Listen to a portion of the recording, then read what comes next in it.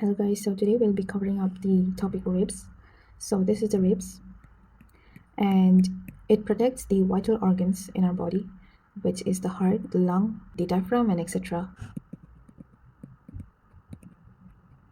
It also helps us with assisting the breathings. So basically when we breathe, our chest, the movement it makes, the up and downwards movement created by the ribs.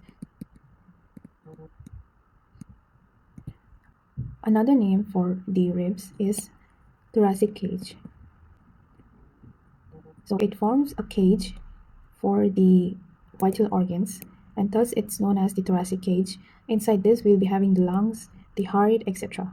So now, let's just have a look into the types of ribs. So we have three types of ribs.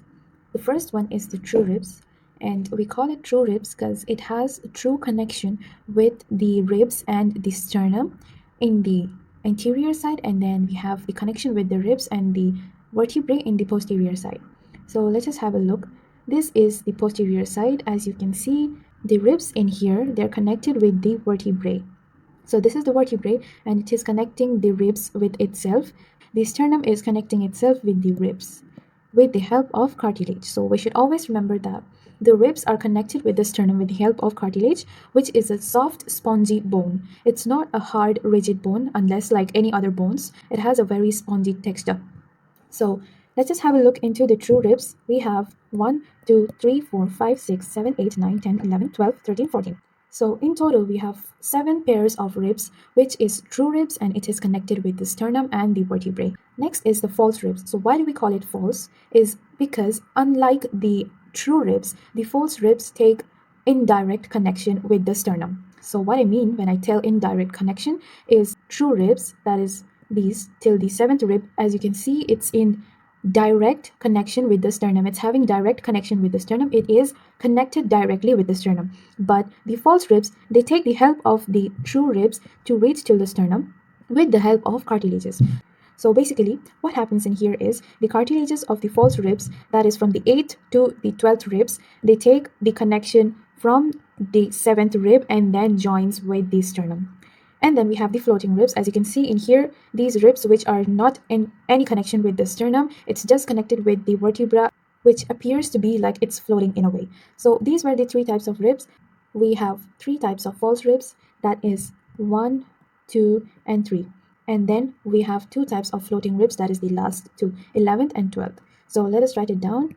We have 3 types of false ribs and we have 2 types of floating ribs. So these were the types of the ribs.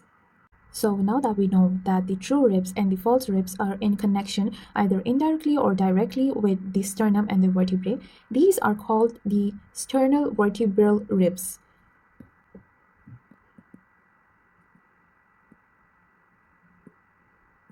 And then we have the floating ribs, which are just in connection with the vertebra, and that's the only joint they have. So we call it vertebral ribs. Since it's only in connection with the vertebra, we call it as vertebral ribs. So when we look into the ribs, we can see that there are some space in between each ribs. So these space are called as intercostal space.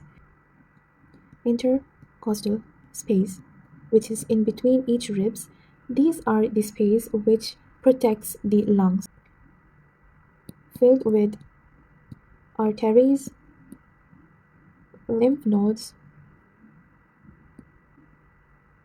muscles, and veins. So we have 11 intercostal muscles. This is the first one, second, third, fourth, fifth, 6th, 7th, 8th, 9th, and the remaining 2 are these, 10th and 11th. So these were the intercostal muscles or intercostal space, which protects the lungs and the heart. So that was all for the placements of ribs. In my next video, I'm going to teach the anatomy of typical rib, where I'll be teaching each and every parts and section of a typical rib, a single rib, and I'll be also explaining their functions and their structure.